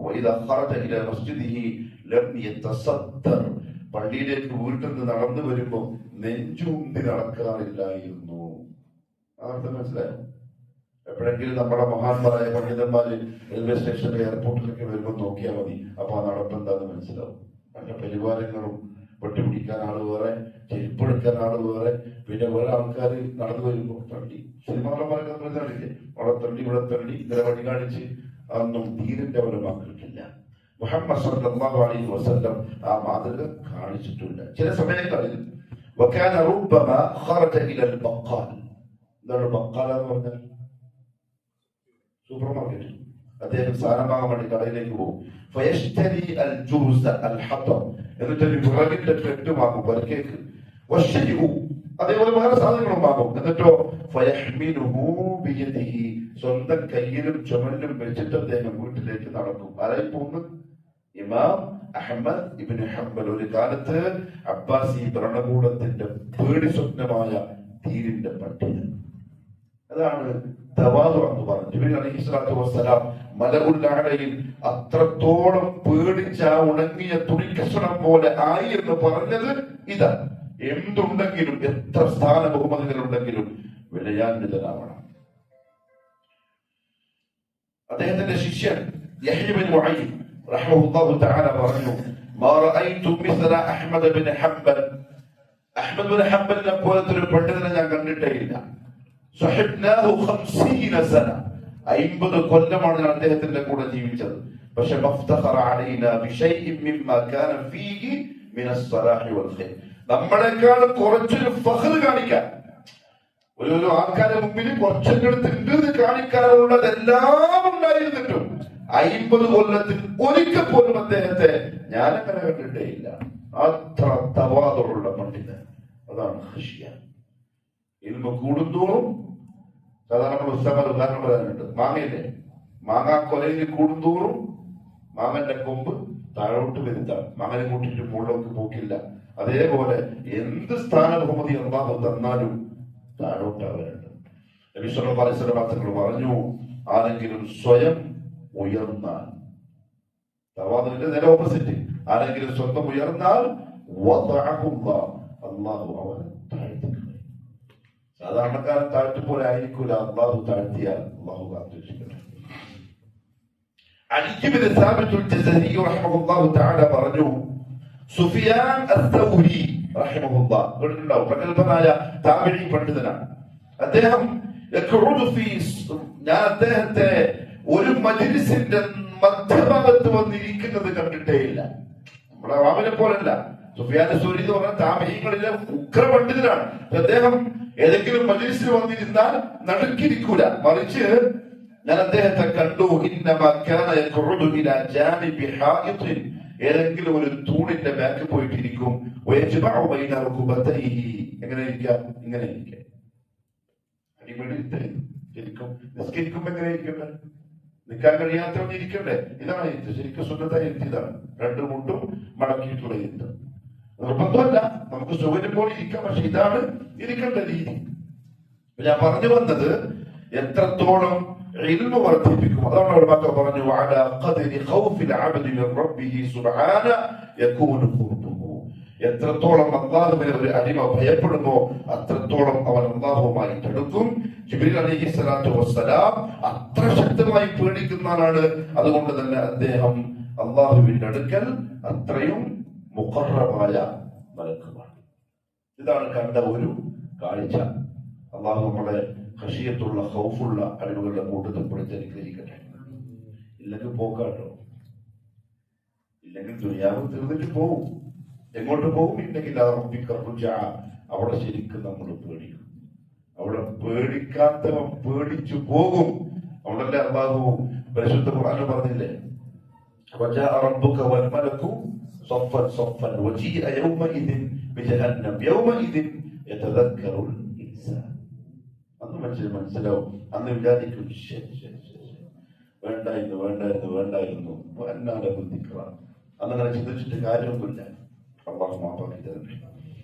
മറ്റൊരു കാഴ്ച കണ്ടത് റസൂലുള്ളാഹി സ്വല്ലല്ലാഹു അലൈഹി വസല്ലം സമുറ ഇബ്നു ജുന്ദുബ് റളിയല്ലാഹു തആല അൻഹു പറയാണ്, അന്ന നബിയ സ്വല്ലല്ലാഹു അലൈഹി വസല്ലം ഖാൽ റഅയ്തു ലൈലത ഉസ്രിയ ബി. എന്നെ ഇസ്രായേലിൽ കൊണ്ടുപോയ രാത്രിയിൽ ഞാൻ കണ്ടു റജുലൻ, ഒരു മനുഷ്യൻ, യസ്ബഹു ഫീ നഹ്രി, ഒരു പുഴയിൽ അയാൾ നീന്തിക്കൊണ്ടിരിക്കുന്നു. വയുൽഖബുൽ ഹിജാറ, അയാളുടെ തലയിൽ കല്ലുകൊണ്ട് കരയിൽ നിന്നാരോ എറിയുന്നു. അപ്പൊ നീന്തി കരക്കേക്ക് വരാൻ ശ്രമിക്കുന്നു, പക്ഷെ ഒരാൾ കല്ലെറിഞ്ഞിട്ട് അയാളെ പിന്നെയും വെള്ളത്തിലേക്ക് തള്ളിയിടും. ഞാൻ ചോദിച്ചു, ജിബ്രീലേ ഇതെന്താ സംഭവം? അപ്പൊ എന്നോട് പറയപ്പെട്ടു, അത് പലിശത്തിൽ നിന്ന് മനുഷ്യനാണ്. പലിശക്കാരനെ അള്ളാഹു ശിക്ഷിക്കുന്ന രീതി അവരെ ഒരു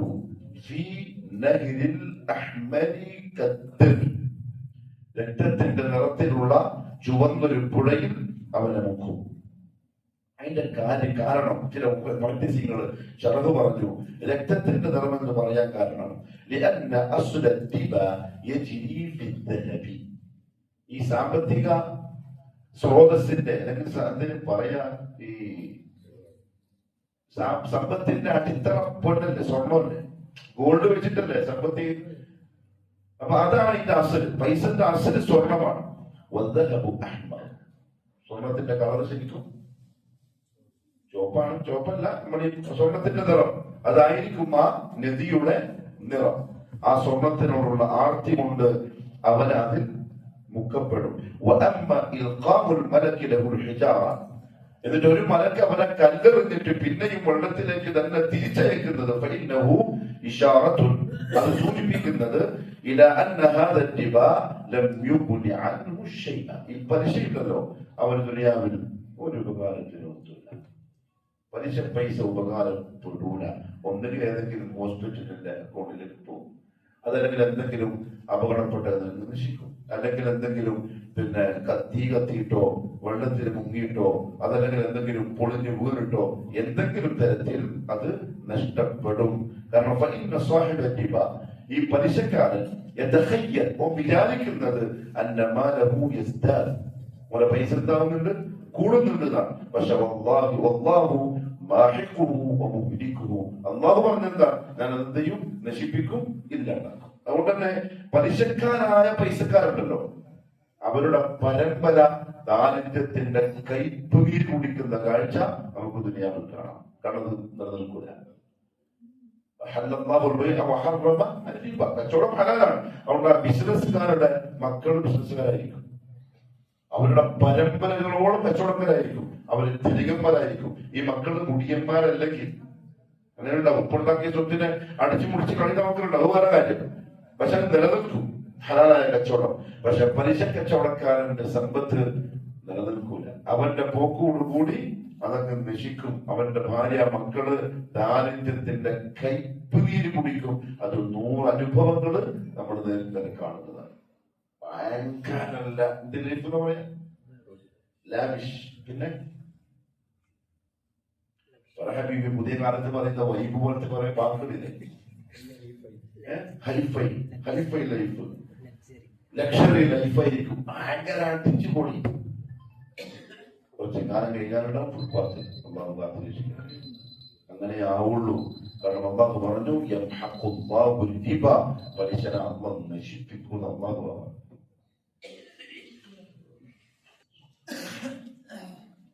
അള്ളാഹു സുബ്ഹാനഹു വ തആല അതിനെ നിലനിർത്തൂല, നശിപ്പിച്ചു കളയും.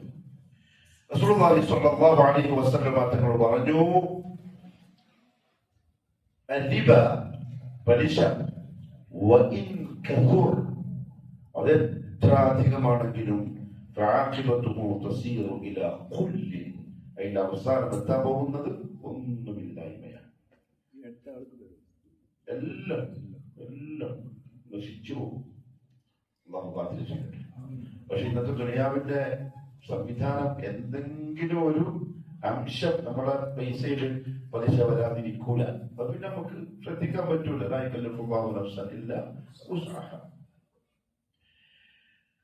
മറ്റൊരു ഹദീസ് കാണാം, ആരെങ്കിലും ഒരാൾ പലിശയിലൂടെ സമ്പത്തിനെ വർദ്ധിപ്പിച്ചാൽ അവന്റെ പര്യാവസാനം ഒന്നുമില്ലാത്ത ശുദ്ധശൂന്യമായിരിക്കും. കൈമുള്ളതെല്ലാം പോവും, ഉറപ്പാണ്. കാരണം ഹദീസിൽ തഫ്സീർ ശറഹിൽ പണ്ഡിതന്മാർ പറഞ്ഞു, അതായത് അല്ലാഹു സുബ്ഹാനഹു വ തആല പരിശുദ്ധ ഖുർആനിൽ തന്നെ പറഞ്ഞിട്ടുണ്ട്, യംഹഖുല്ലാഹു റിബ, പലിശയെ അല്ലാഹു നശിപ്പിക്കുന്ന വാക്കിനർത്ഥം. അതെങ്ങനെയാണെന്നറിയോ? ഒന്നുകിൽ കള്ളന്മാര് അടിച്ചോണ്ടോ. കള്ളന്മാര് മീൻസ് നമ്മള് പണ്ട് പലക്ക് പൂട്ട് പിടിച്ചിട്ട് നമ്മളവർ കയറിയില്ലേ, റൂമിൽ കയറിയ പോലത്തെ കള്ളന്മാരല്ല.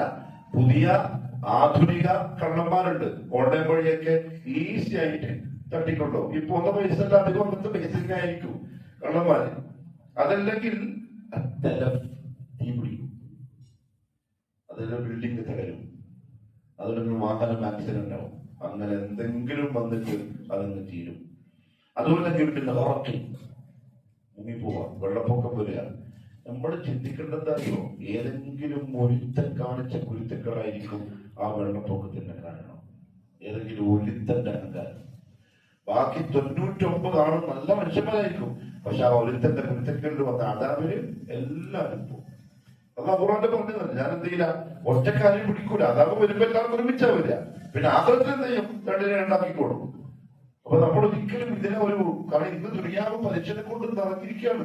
ബാങ്കിൽ നിന്ന് ഡെയിലി മെസ്സേജാണ്. നമ്മളെപ്പോഴത്തെ മൂല്യന്മാർക്ക് മെസ്സേജ് വരുന്നുണ്ടെങ്കിൽ ചോക്ലേറ്റ് കച്ചവടക്കാരൊക്കെ എങ്ങനത്തെ മെസ്സേജ് വരുന്നുണ്ടോ? ബാങ്കിൽ ലഭിക്കാൻ വേണ്ടിട്ട് ഇത്ര ലോൺ തരാം, ഇങ്ങനെ അടച്ചാൽ മതി. ഗൂഗിൾ പേ എന്ന് വരെ വരുന്നുണ്ട് മെസ്സേജ്. ലോൺ ഉണ്ടെങ്കിൽ ഇത്ര അടച്ചാൽ മതി എന്ന് പറഞ്ഞിട്ട്. ദുനിയാവത് നിറക്കപ്പെട്ടിരിക്കുകയാണ്. എവിടെയെങ്കിലും എന്തെങ്കിലും ഒരു രീതിയിൽ അല്ലാഹു റബ്ബുൽ ഇസ്സത്ത് പിടികൂടുന്നുണ്ടെങ്കിൽ ഈ തോന്നിവാസത്തിന്റെ ബാക്കിൽ വന്ന ശിക്ഷയായിരിക്കും, അദാബായിരിക്കും. പക്ഷെ നമ്മളെല്ലാവരും പെട്ടുപോകും. അല്ലാഹു അങ്ങനെ നശിപ്പിക്കും. അതല്ലെങ്കിൽ തോന്നിവാസികളായ അക്രമകാരികളായ ഭരണാധികാരികൾ വരും. എന്നിട്ട് അവർ അന്തിമത്ത് എന്ന് പറഞ്ഞാൽ നിയമങ്ങൾ പാസ്സാക്കും. ആളുകളുടെ കൈവന്ന് പൈസ പിടിച്ചെടുക്കുന്ന, അപഹരിക്കുന്ന, പിടിച്ചുപറിക്കുന്ന തരത്തിലുള്ള നിയമങ്ങൾ ആ ഭരണാധികാരികൾ കൊണ്ടുവരും. നിലവിൽ രാജ്യത്തുണ്ടോ? കച്ചവടക്കാർക്കെല്ലാം അറിയുള്ളൂ. അത് കൊണ്ടുവരും. അത് അല്ലാഹു വരുത്തുന്നതാണ്. അതിലൂടെ ഈ പലിശക്കാരന്റെ പൈസ കുറെ അങ്ങനെ നശിക്കും. അതുകൊണ്ടല്ലേ മനുഷ്യർക്ക് പലിശ അതിൽ ഹറാമായ പൈസയുള്ളവന്റെ ജീവിതത്തിന് ഒരു സ്വസ്ഥത ഉണ്ടാവില്ല. അവിടെ പോകുന്നു, ഇവിടെ വരുന്നു, ഇവിടെ കിട്ടാവുന്നത് ലേറ്റാവുന്നു, അവിടെ കുറെ നശിക്കുന്നു, അങ്ങനെ അങ്ങനെ ഫുൾ ടൈം ഇതിന്റെ ബാക്കിലായിരിക്കും. പലിശ തിന്നുന്നവൻ എങ്ങനെ ആഹ്റത്തിൽ വരിക? അല്ലാഹു ഖുർആനിൽ പറഞ്ഞല്ലേ, പലിശ തിന്നുന്നവൻ ആഹ്റത്തിൽ ലഹരി തിന്നവനെ പോലെ. എന്താ ലഹരി തിന്നവന്റെ രീതി? നേരെ നിൽക്കൂല, എപ്പോഴും ആടി പാപായിരിക്കും. അതായിരിക്കും പലിശക്കാരന്റെ ജീവിതം. ഒരു സ്വസ്ഥതയും അവന്റെ ജീവിതത്തിൽ ഉണ്ടാവില്ല. മനസ്സിനോട് റാഹത്തും അള്ളാഹു കൊടുക്കൂല. എത്രത്തോളം അറിയോ?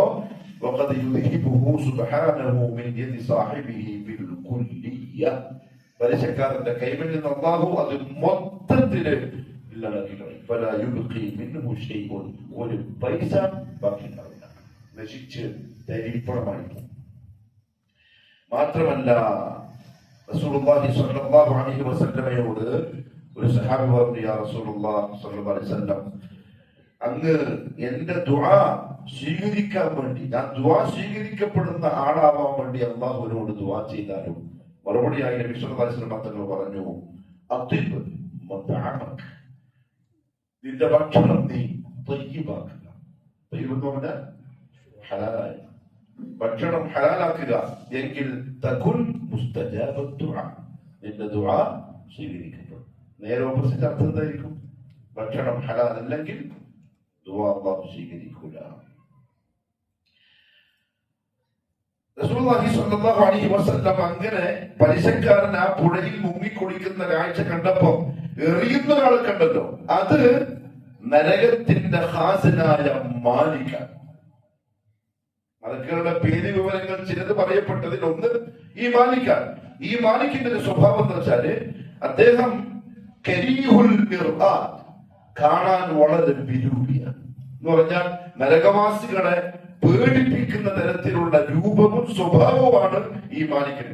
ഈ മാലിക്കിനെയാണ് നരകവാസികൾ വിളിക്കുക, വനാദവും യാ മാലിക് ലിയഖ്ദി അലൈനാ റബ്ബുക്, മാലിക്കേ നിന്റെ റബ്ബിനോട് ഒരു വിധി തീരുമാനം എടുക്കാൻ വേണ്ടി വരാൻ പറ. അദ്ദേഹം പറയുന്ന വാക്കാണ് ഇന്നക്കും മാക്കിസൂൻ, മിണ്ടാതിരുന്നോളണം, കാലകാലത്തേക്ക് ഇതിനുള്ളിൽ കരിഞ്ഞോളണം, പിന്നെ നരകവാസികൾ ഒച്ച ഉണ്ടാക്കില്ല. അങ്ങനെ പേടിപ്പിരിക്കുന്ന ആളെയാണ് നരകത്തെ കാക്കാൻ അല്ലാഹു ഏൽപ്പിച്ചിട്ടുള്ള നരകം. അല്ലാഹു കാത്തിരക്ഷിക്കട്ടെ. ഒന്നുകൂടി പറഞ്ഞ് അവസാനിപ്പിക്കാം. മറ്റൊരു കാഴ്ച റസൂലുള്ളാഹി സ്വല്ലല്ലാഹു അലൈഹി വസല്ലം തങ്ങൾ കണ്ടത്, കേട്ടോടെ ഹദീസ് വായിക്കാം. ഇബ്നു അബ്ബാസ് റളിയല്ലാഹു അൻഹുമാ പറയുന്നു, ഖാല സ്വല്ലല്ലാഹു അലൈഹി വസല്ലം, റസൂലുള്ളാഹി സ്വല്ലല്ലാഹു അലൈഹി വസല്ലം തങ്ങൾ പറഞ്ഞു, തങ്ങളെ ഇസ്രായേലിന് വേണ്ടി കൊണ്ടുപോയ ആ രാത്രിയിൽ ജഅല യമുറു ബിൻ നബിയ്യി വൻ നബിയ്യീൻ, ചില പ്രവാചകന്മാരുടെ അടുത്തുകൂടി നബി സല്ലല്ലാഹു അലൈഹി വസല്ലം തങ്ങൾ നടന്നുപോയി. വമഅഹുൽ ഖൗമു, ചില പ്രവാചകന്മാരുടെ കൂടെ ഒരു വലിയ ജനത ഉണ്ട്. വന്നബിയ്യീൻ വമഅഹും അർറഹതു, ചില പ്രവാചകന്മാരുടെ കൂടെ 10 കുറഞ്ഞ ആളുകൾ മാത്രമേ ഉള്ളൂ. വന്നബിയ്യ വന്നബിയ്യീൻ വലൈസ മഅഹും അഹദ്, ചില പ്രവാചകന്മാരുടെ കൂടെ ആരുമില്ല അനുയായികളായിട്ട്.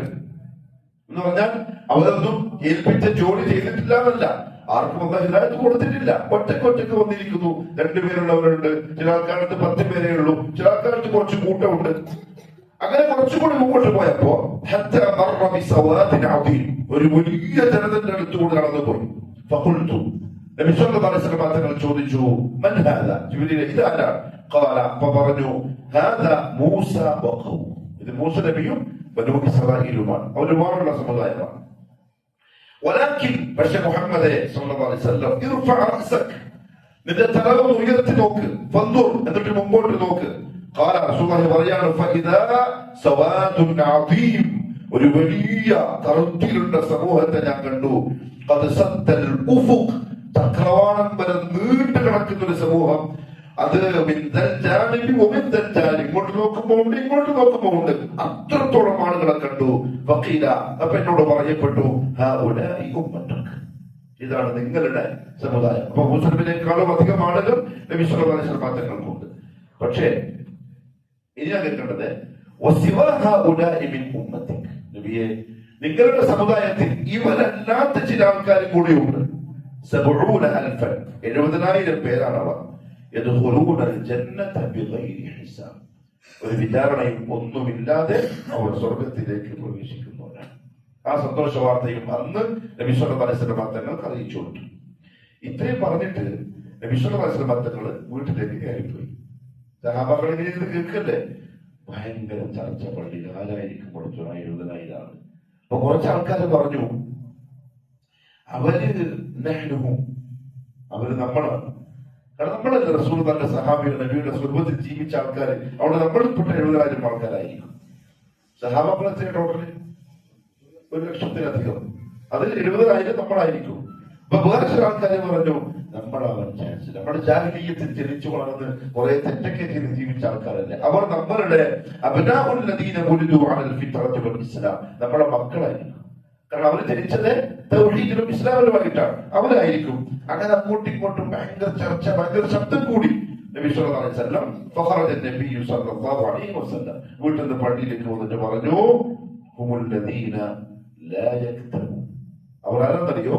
അവരുടെ ഒരു സ്വഭാവം, അവർ തീ കൊണ്ട് ചികിത്സിക്കുന്നവരല്ല. തീ ചികിത്സയില്ലേ? ചികിത്സ കണ്ടില്ലേ? തീ കപ്പിലാക്കിയിട്ട് വെക്കല്. അത് പാടില്ല എന്ന് പറഞ്ഞിട്ടില്ല. അത് പറ്റും, പക്ഷെ വേണ്ടെന്ന് പറഞ്ഞിട്ടുണ്ട്. അത് പറ്റും, പക്ഷെ വേണ്ടെന്ന് പറഞ്ഞു എന്ന് പറഞ്ഞാൽ ഒഴിവാക്കലാണ് ഖൈർ. ഇവർ ഈ 70,000 പേര് അത് ചെയ്തിട്ടുണ്ടാവില്ല. തീ കൊണ്ട് അവർ ചികിത്സിച്ചിട്ടുണ്ടാവില്ല. റുഖിയ ചെയ്യാൻ ആവശ്യപ്പെടാത്തവരുമാണ്. മന്ത്രം എന്നൊക്കെ നമ്മൾ പറയും നാടൻ ഭാഷയിൽ. അത് ചെയ്യാൻ പാടില്ല എന്ന് പറഞ്ഞാൽ സ്വയം ചെയ്യാം, ചെയ്യിപ്പിക്കും ചെയ്യാം, പ്രശ്നമൊന്നുമില്ല. പക്ഷെ ഇവരെന്തിട്ടുണ്ടാവില്ല, ചെയ്യാൻ ആവശ്യപ്പെട്ടിട്ടുണ്ടാവില്ല. ചില റിവായത്തുകളിൽ എന്നും കാണാം. അവർ റുഖിയ ചെയ്യുകയില്ല. അത് തെറ്റാണ്. അത് പ്രിന്റിംഗ് മിസ്റ്റേക്കോ അല്ലെങ്കിൽ റാവികൾക്ക് വന്ന എന്തോ അബദ്ധവുമാണ്. ലായസ്തർക്കൂന്ന് മാത്രമേ ഉള്ളൂ സഹിയായിട്ട്. റുഖിയ ചെയ്യാം, സ്വയം ചെയ്യാം. റസൂലുള്ളാഹി തങ്ങളും ചെയ്തിട്ടുണ്ട്. ചെയ്യിപ്പിക്കുകയും ചെയ്യാം. കാരണം നബി സല്ലല്ലാഹു അലൈഹി വസല്ലം തങ്ങൾ തന്നെ മറ്റുള്ളവർക്ക് അങ്ങനെ ചെയ്തൂടെ, എങ്ങനെ ചെയ്തൂടെ എന്ന് ചോദിച്ചിട്ടുണ്ട്. പ്രശ്നമൊന്നുമില്ല. പക്ഷെ ഈ കൂട്ടക്കാര് ചെയ്യിപ്പിക്കൂല. കാരണം അവർ അത്രത്തോളം അല്ലാഹുവിൽ തവക്കുലാക്കുന്ന ആൾക്കാരായിരിക്കും. കാരണം ചെയ്യിപ്പിച്ചു കഴിഞ്ഞാൽ ചിലപ്പോഴെങ്കിലും നമ്മുടെ മനസ്സിലോ ഓൻ ചെയ്താൽ ചിലപ്പോ ഫലിക്കുമായിരിക്കും എന്ന് വന്നാൽ തെറ്റി. അതുവരെ ശ്രദ്ധിച്ച ആൾക്കാരായിരിക്കും. റുഖിയ ചെയ്യാൻ അവർ ആവശ്യപ്പെടൂല. അതേപോലെ മൂന്നാമത്തൊരു വിശേഷണം അവർ എന്ത് നോക്കൂല? ശകുനം. ശകുനം മീൻസ് ബില്ലിങ്ങെടുക്കുമ്പോ ഫസ്റ്റ് കുറ്റിയടിക്കില്ല. എന്തിനു പറയാ? കണ്ണിമൂല. വാസ്തു, കണ്ണിമൂല. അതുപോലെ യാത്ര ചെയ്യുന്ന സമയം, മുഹൂർത്തം, ഇതൊന്നും അവര് നോക്കൂല. അതൊക്കെ നിരോധിക്കപ്പെട്ടത്, പിന്നെ ഒഴിവാക്കാൻ വേണ്ടി കൽപ്പിക്കപ്പെട്ട കാര്യം കൂടിയാണ്. മറിച്ച് ആരായിരിക്കും? അവരുടെ റബ്ബിൽ പൂർണ്ണമായും തവക്കുലാക്കുന്നവർ. അപ്പൊ തവക്കുലിന് എതിരായിട്ട് വരുന്ന അനുവദിക്കപ്പെട്ട സംഗതി പോലും അവരെന്തില്ല, ചെയ്യൂല. അത്ര സൂക്ഷ്മതയുള്ളവരായിരിക്കും. അവരാണ് ആ 70,000 സഹാബാക്കൾക്ക് സമാധാനമായി. അങ്ങനെ ജീവിച്ച ആൾക്കാരുണ്ടാവും. അന്നേരാണ്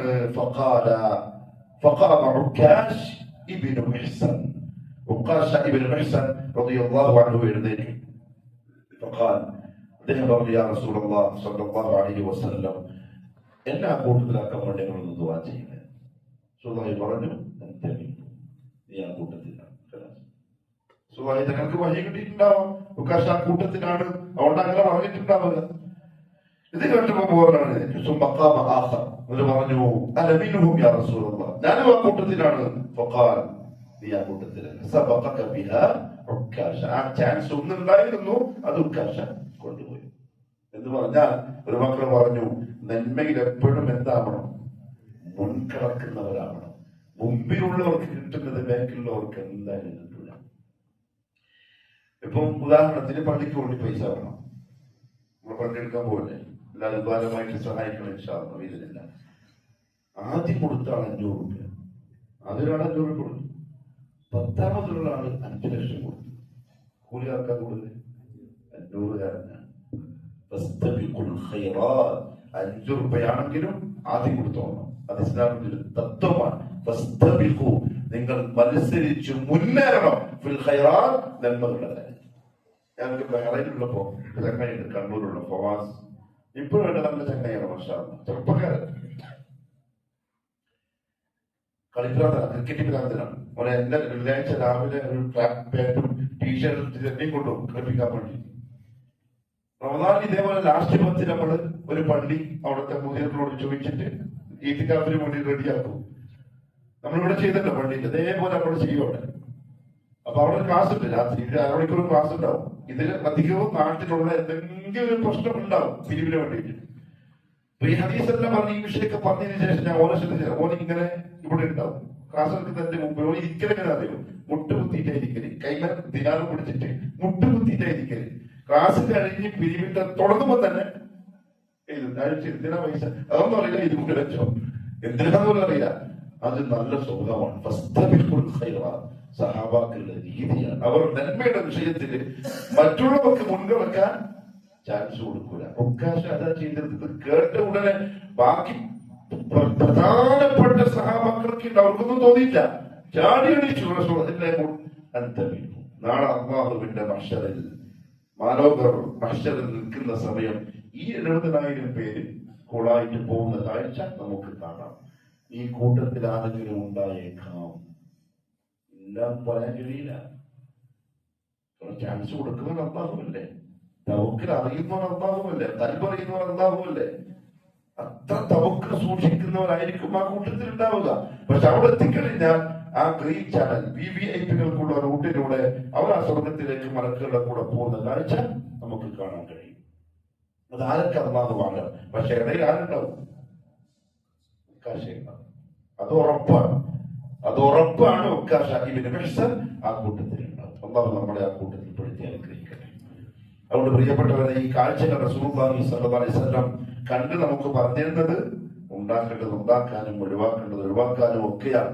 അത്ര ഗൗരവമുള്ളത് കൊണ്ടാണ് അവിടെ വെച്ചത് കാണിച്ചു കൊടുത്തത്. അള്ളാഹു സൂക്ഷ്മതയോടെ ജീവിക്കാനുള്ള തൗഫീഖ് നസീബാക്കട്ടെ. സുബ്ഹാനക അല്ലാഹുമ്മ വബിഹംദിക അശ്ഹദു അൻ ലാ ഇലാഹ ഇല്ലാ അൻത അസ്തഗ്ഫിറുക വഅതൂബു ഇലൈക്. അസ്സലാമു അലൈക്കും വറഹ്മത്തുള്ളാഹി വബറകാതുഹു.